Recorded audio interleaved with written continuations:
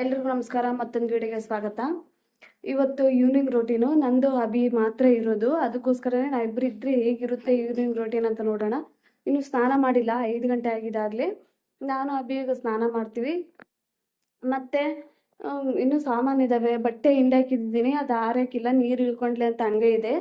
ಅದು ಆರಕ್ಕೆ ಮತ್ತೆ ಇವಾಗ ಒಂದು ಸ್ವಲ್ಪ ನಿಮ್ಮ ಹತ್ರ ಮಾತಾಡ್ಬೇಕಂತ. ಯಾಕೆಂದರೆ ಬಿಗ್ ಬಾಸ್ ಬರ್ತೈತಲ್ವಾ, ಯಾರ್ಯಾರಿಗೆ ಬಿಗ್ ಬಾಸ್ ಇಷ್ಟ ಅಂತ ಕಾಮೆಂಟ್ ಮಾಡಿ.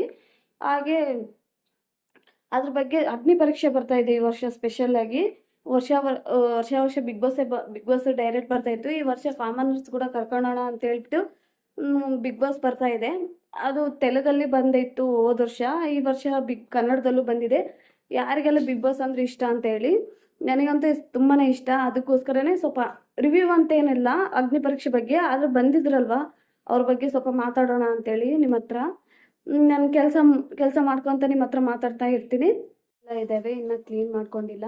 ಮಧ್ಯಾಹ್ನ ಅಡುಗೆ ಮಾಡಿ ದನಪುನಿಗೆ ಬಾಕ್ಸ್ ಕಳಿಸಿ ಅಲ್ಲಿಗೆ ಅಭಿ ಅಷ್ಟೊತ್ತಿಗೆ ಎದ್ದ. ಅವನಿಗೆ ಊಟ ಮಾಡಿಸೋದಕ್ಕೆ ಟೈಮ್ ಆಯಿತು. ಇನ್ನೂ ಹೊರಗೆ ಬಟ್ಟೆ ಇದ್ದಾವೆ ನೋಡ್ರಿ, ಇನ್ನೂ ಹಾರಾಗಬೇಕು. ಅವು ಹಂಗೆ ಇದ್ದಾವೆ, ನೀರು ಇಳ್ಕೊಂಡಿಲ್ಲ ಅಂತ ಹಂಗೆ ಬಿಟ್ಟಿದ್ದೀನಿ. ಮತ್ತು ರಗ್ಗು ಕೂಡ ನೆನೆ ಹಾಕಿದ್ದೀನಿ. ಅಬ್ಬಿ ನೈಟ್ ಎಲ್ಲ ಸುಸು ಮಾಡ್ತಾನಲ್ವ, ಅದು ಡೈಲಿ ಒಂದು ರೊಗ್ಗಾದ್ಮೇಲೆ ಒಂದು ರೊಗ್ಗು ಹಿಂಡಾಕ್ಬೇಕು. ಅದು ಅಬ್ಬಿ ದನಪ್ಪ ಬರ್ತಾರೆ ಏನೋ ಇವತ್ತು ಹಿಂಡಾಕ್ತಾರೆ ಅಂತ ಹೇಳ್ಬಿಟ್ಟು ನೆನೆ ಹಾಕಿದ್ರೆ ಅವ್ರು ಬಂದಿಲ್ಲ. ಇವಾಗ ನಾನೇ ಅಗ್ದಾಕ್ಬೇಕು. ಅದಕ್ಕೋಸ್ಕರ ಡೈಲಿ ರೊಟೀನ್ ನಾನು ಅದು ಬಟ್ಟೆ ಒಗೆಯೋದು, ಸಾಮಾನು ತೊಳೆಯೋದು ಅದೇನು ಕೇಳ್ತೀರಾ ಅಂತ ಹೇಳ್ಬಿಟ್ಟು ಇವತ್ತು ನಾನು ಬಿಗ್ ಬಾಸ್ ಬಗ್ಗೆ ಹೇಳ್ಬೇಕು ಅಂದ್ಕೊಂಡಿದ್ದೀನಿ. ನೋಡೋಣ ಹೇಗಿರುತ್ತೆ ಅಂತೇಳಿ ಫಸ್ಟ್ ವ್ಲಾಗ್ ಮಾಡ್ತಾ ಇದ್ದೀನಿ. ಬಿಗ್ ಬಾಸ್ ಅಗ್ನಿ ಪರೀಕ್ಷಾ ಆಮೇಲೆ ಹಂಗೆ ಕಂಟಿನ್ಯೂ ಆಗ್ತಾನೆ ಇರುತ್ತೆ. ಬಿಗ್ ಬಾಸ್ ಬಂದಮೇಲೆ ಕೂಡ ಬಿಗ್ ಬಾಸ್ ಬಗ್ಗೆ ಮಾತಾಡೋಣ. ಓಕೆ. ಗೀಸರ್ ಕೆಟ್ಟೋಗಿದೆ, ನೀರು ಕೂಡ ಕಾದಿದ್ದಾವೆ ಅಭಿಗೆ. ಫಸ್ಟ್ ಅಭಿ ಸ್ನಾನ ಮಾಡಿಸಿ ನಾನು ರಗ್ಗೆಲ್ಲ ಹಿಂಡಾಕ್ಬಿಟ್ಟು ಆಮೇಲೆ ಸ್ನಾನ ಮಾಡ್ತೀನಿ. ಇವತ್ತು ದನಪ ಬರೋದು 11 ಗಂಟೆ ಆಗುತ್ತೆ. ಅಲ್ಲೇವರೆಗೂ ನಂದು ನಮ್ಮ ಅಭಿದೆ ಈ ಮನೆಯೆಲ್ಲ. ಹೇಳ್ದಂಗೆ ಬಿಗ್ ಬಾಸ್ ಅಗ್ನಿ ಪರೀಕ್ಷೆ ಬಗ್ಗೆ ಮಾತಾಡೋಣ. ಅವ್ರು 4 ಜಡ್ಜರ್ಸ್ ಇದ್ದಾರಲ್ವ, ಅವರ 4ರಲ್ಲಿ ನಿಮ್ಗೆ ಯಾರು ಇಷ್ಟ ಅಂತೇಳಿ ಕಾಮೆಂಟ್ ಮಾಡಿ. ನನಗೆ ಸಂಗೀತ ಅಂದರೆ ಇಷ್ಟ. ಅವರು 4ರಲ್ಲಿ ಸ್ವಲ್ಪ ನನಗೆ ಬೆಟರ್ ಅಂದರೆ ಸಂಗೀತ ಒಂದೇ ಇಷ್ಟ ಆಗೋದು. ನನಗೆ ಇದು ಬಿಗ್ ಬಾಸ್ ಅಗ್ನಿ ಪರೀಕ್ಷೆ ಬಂತಲ್ವಾ, ಆವಾಗ ನನಗೆ ಜಡ್ಜರ್ಸ್ ಆಗಿ ಕಾವ್ಯ ಮತ್ತು ಗಿಲ್ಲಿನ ಕರ್ಕೊತಾರೆ ಅಂದ್ಕೊಂಡಿದ್ದೆ. ಕಾವ್ಯನ ಕರ್ಕೊಂಡಿಲ್ಲ ಅಷ್ಟೊತ್ತು, ಗಿಲ್ಲಿನಂತೂ ಕರ್ಕೊತಾರೆ. TRPಗೋಸ್ಕರ ಆದರೂ ಕರ್ಕೊತಾರೆ ಅಂದ್ಕೊಂಡೆ. ಕಾಮಿಡಿ ಕೂಡ ಚೆನ್ನಾಗಿರ್ತಿತ್ತು ಅವ್ರು ಬಂದಿದ್ದರೆ. ಆದರೆ ಗಿಲ್ಲಿ ಅವರು ಬರಲೇ ಇಲ್ಲ. ಇವ್ರು 4 ಬಂದಿದ್ದಾರೆ. ಅಲ್ಲಿ ಕಾಮಿಡಿ ಮಾಡೋರು ಯಾರೂ ಇಲ್ಲ, ಎಲ್ಲರೂ ಸೀರಿಯಸ್ ಆಗಿ ಇರ್ತಾರೆ. ಆ ಚಂದನ್ ಶೆಟ್ಟಿ ಅವರಂತೂ ಅವ್ರು ನಾನು ಬಂದಿರೋದು ಎದಕ್ಕೆ ಬಂದಿನಂತನೂ ಗೊತ್ತಿಲ್ಲದೆ ಅವ್ರು ಏನೂ ಮಾತಾಡ್ತಿಲ್ಲ, ಸುಮ್ಮನೆ ಸೈಲೆಂಟ್ ಆಗಿದ್ದಾರೆ. ಅಂಕು ಡೊಂಕು ಮಂಜು ಅವರು ಅಂತ ಅಂದ್ರಲ್ವ, ಅವ್ರು ಬಂದಿದ್ರಲ್ವ. ಅವರು ಸಂಗೀತ ಅವ್ರನ್ನ ವಿನಯ್ ಅವರು ಹೇಳ್ತಾರೆ, ಸಂಗೀತ ಅವ್ರನ್ನ ಇಂಪ್ರೆಸ್ ಮಾಡಿರಿ ನೀವು ಅಂತ ಹೇಳ್ಬಿಟ್ಟು. ಆದರೆ ಅವ್ರು ಹೇಳ್ತಾರೆ ನಾನು ಯಾರೂ ಇಂಪ್ರೆಸ್ ಮಾಡೋಕ್ಕೆ ಬಂದಿಲ್ಲ ಅಂತೇಳ್ಬಿಟ್ಟು. ಅವ್ರು ಬಂದಿರೋದು ಇಂಪ್ರೆಸ್ ಮಾಡೋಕ್ಕಲ್ವ, ನಮ್ಮನ್ನೆಲ್ಲ ಎಂಟರ್ಟೈನ್ಮೆಂಟ್ ಮಾಡಿದ್ರೆ ಅಲ್ವಾ ನಾವು ಕೂಡ ಲಾಸ್ಟಿಗೆ ಓಟ್ ಹಾಕಿ ಅವ್ರನ್ನ ಬಿಗ್ ಬಾಸ್ ಒಳಗಡೆ ಕಳಿಸೋದು. ಅಂಥದ್ರಲ್ಲಿ ಅವ್ರ ಜಡ್ಜಸ್ನೇ ನಾನು ಇಂಪ್ರೆಸ್ ಮಾಡೋಕ್ಕೆ ಬಂದಿಲ್ಲ, ನಾನು ಯಾರಿಗೂ ಇದು ಮಾಡೋಕ್ಕೆ ಬಂದಿಲ್ಲ ಅಂತ ಹೇಳಿದ್ಮೇಲೆ ಇನ್ಯಾಕೆ ನಾವ್ಯಾಕೆ ಅವ್ರಿಗೆ ಓಟ್ ಹಾಕ್ತೀವಿ? ಅವ್ರ ಟ್ಯಾಲೆಂಟ್ ನೋಡಿ ಅಲ್ವ ನಾವು ಒಳಗಡೆ ಕಳಿಸೋದು. ಅಂಥದ್ರಲ್ಲಿ ಅವರು ನನಗೆ ಯಾರೂ ಇಂಪ್ರೆಸ್ ಮಾಡೋದು ಬಂದಿಲ್ಲ, ನಾನು ಮಾಡೋಲ್ಲ ಹಾಗೆ ಹೀಗೆ ಅಂತ ಹೇಳಿದರು. ಅದು ವಿನಯ್ ಅವರು ಜಾಸ್ತಿ ರೇಗಾಡಿದ್ರು ಅನಿಸುತ್ತೆ. ಆದರೂ ಪ್ರೋಮೋದಲ್ಲಿ ಒಂದೇ ಆ ಥರ ಇರುತ್ತೆ ಅನಿಸಿದೆ. ಇದು ಎಪಿಸೋಡಲ್ಲೇ ಆ ಥರ ಇರಲ್ಲ, ಕೂಲಾಗಿ ಇರ್ತಾರೆ, ಕೂಲಾಗಿ ಮಾತಾಡ್ತಾರೆ ಅಂದ್ಕೊಂಡಿದ್ದೀನಿ. ಮತ್ತು ಎಲ್ಲರೂ ಆದರೂ ಯಾರು ಬಂದ್ರೂ ಅವರು ವಿನಯ್ ಅವರು ಕೂಗಾಡ್ತಾನೆ ಇದ್ದಾರೆ. ಅವರು ಪ್ರೋಮೋನೇ ಜಾಸ್ತಿ ಇದೆ. ಮತ್ತು ಗಂಗಕ್ಕ ಅವರು ಬಂದಿದ್ರಲ್ವ, ಅವರು ಸ್ವಲ್ಪ ಓವರ್ ಆ್ಯಕ್ಟಿಂಗು ವಿಡಿಯೋದಲ್ಲಿ ಮಾಡಿದ್ರು ಕೂಡ ಅವರು ಓವರ್ ಆ್ಯಕ್ಟಿಂಗೇ ಮಾಡ್ತಾರೆ. ಅಂಥದ್ರಲ್ಲಿ ಅಲ್ಲಿ ಕೂಡ ಹಂಗೆ ಮಾಡಿದ್ದು ಅವರು. ಆದರೆ ವಿನಯ್ ಅವ್ರಿಗೆ ಮತ್ತು ಚಂದನ್ ಶೆಟ್ಟಿಗೆ, ವಿನಯ್ ಅವ್ರಿಗೆ ಮತ್ತು ಸಂಗೀತ ಅವ್ರಿಗೆ ಯಾರಿಗೂ ಇಷ್ಟ ಆಗಲಿಲ್ಲ. ಅವರು ರಿಜೆಕ್ಟ್ ಮಾಡಿದ್ರು. ಮತ್ತು ಅಂಕು ಡೊಂಕು ಮಂಜು ಇದ್ದಾರಲ್ವ, ಅವ್ರನ್ನ ಸೆಲೆಕ್ಟ್ ಆಗಿದ್ದಾರೆ ಅಂತ ಹೇಳ್ತಾ ಇದ್ದಾರೆ. ರೂಮರ್ಸ್ ಬರ್ತಾ ಇದೆ. ಅದು ಯಾವ ರೀತಿ ಸರಿನೋ ಗೊತ್ತಿಲ್ಲ, ಕರೆಕ್ಟೋ ಗೊತ್ತಿಲ್ಲ. ಆದರೆ ಇವಾಗ ಎಪಿಸೋಡ್ ಇನ್ನೇನೋ ಎಷ್ಟು ದಿವಸ ಐತೆ ಎಪಿಸೋಡ್? ಇನ್ನೊಂದು 3 ದಿವಸ ಐತೆ ಅಷ್ಟೇ, ಬಂದ್ಬಿಡುತ್ತೇನೆ ಬಿಗ್ ಬಾಸ್ ಅಗ್ನಿ ಪರೀಕ್ಷೆ. ನೋಡೋಣ. ಅದು ರಿವ್ಯೂ ಅಂತ ಹೇಳಲ್ಲ, ಅದ್ರ ಬಗ್ಗೆ ಕೂಡ ಮಾತಾಡ್ತಾನೆ ಇರ್ತೀನಿ.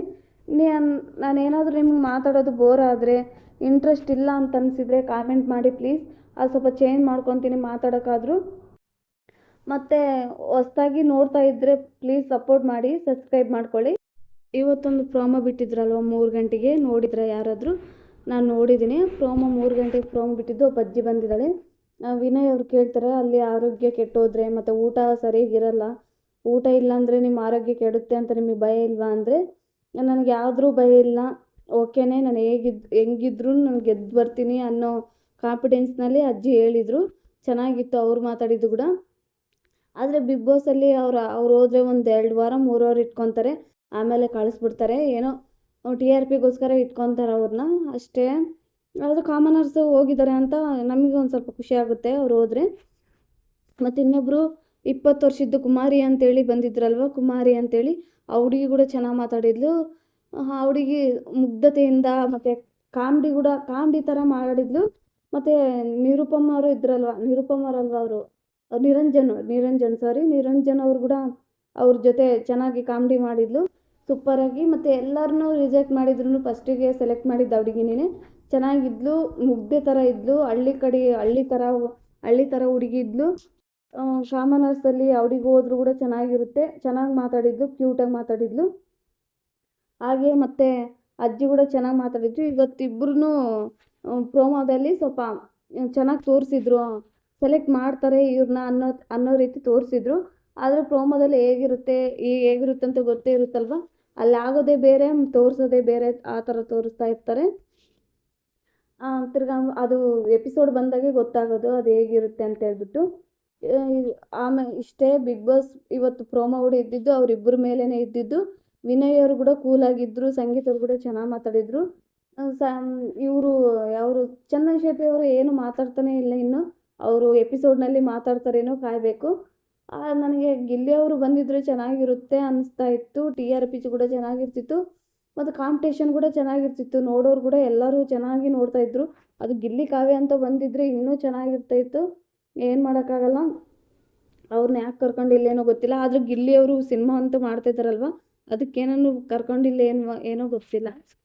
ಕಾಮಿಡಿ ಮಾಡೋರು ಯಾರೂ ಇಲ್ಲ ಅಲ್ಲಿ, ಎಲ್ಲರೂ ಸೀರಿಯಸ್ ಆಗಿ ಇರ್ತಾರೆ. ಸ್ವಲ್ಪ ಕಾಮಿಡಿ ಇದ್ದಿದ್ರೆ ಚೆನ್ನಾಗಿರ್ತಿತ್ತು. ನಿರಂಜನ್ ಅವರು ಸ್ವಲ್ಪ ಕಾಮಿಡಿ ಮಾಡ್ತಾರೆ, ಅದ್ರ ಜೊತೆಗೆ ಅವ್ರ ಜೊತೆ ಸ್ವಲ್ಪ ಗಿಲ್ಲಿ ಬಂದಿದ್ದರು ಇನ್ನೂ ಆ್ಯಂಕರ್ ಆಗಿ. ನಿರಂಜನ್ ಅವರು ಬರೋದಕ್ಕಿಂತ ನನಗೆ ಅನುಪಮ್ ಅವರು ಬಂದಿದ್ದರೆ ಇನ್ನೂ ಚೆನ್ನಾಗಿತ್ತು ಅನ್ನಿಸ್ತು. ಯಾಕೆಂದರೆ ಅವರು ಕೂಡ ಬಿಗ್ ಬಾಸ್ಗೆ ಹೋಗಿದ್ರಲ್ವ, ತೆಲುಗಲ್ಲಿ ಲೇಡಿ ಆ್ಯಂಕರ್ ಇದ್ದಾರೆ, ಇಲ್ಲಿ ಕೂಡ ಆ್ಯಂಕರ್ ಲೇಡಿ ಅವರು ಆಗಿದ್ದರೆ ಚೆನ್ನಾಗಿರ್ತಿತ್ತು. ಈ ವಿಡಿಯೋ ಕೊನೆಯವರೆಗೂ ನೋಡಿದವ್ರಿಗೆ ತುಂಬ ಥ್ಯಾಂಕ್ಸ್. ಮತ್ತು ಸಪೋರ್ಟ್ ಮಾಡಿ, ಸಬ್ಸ್ಕ್ರೈಬ್ ಮಾಡಿ. Thank you, bye.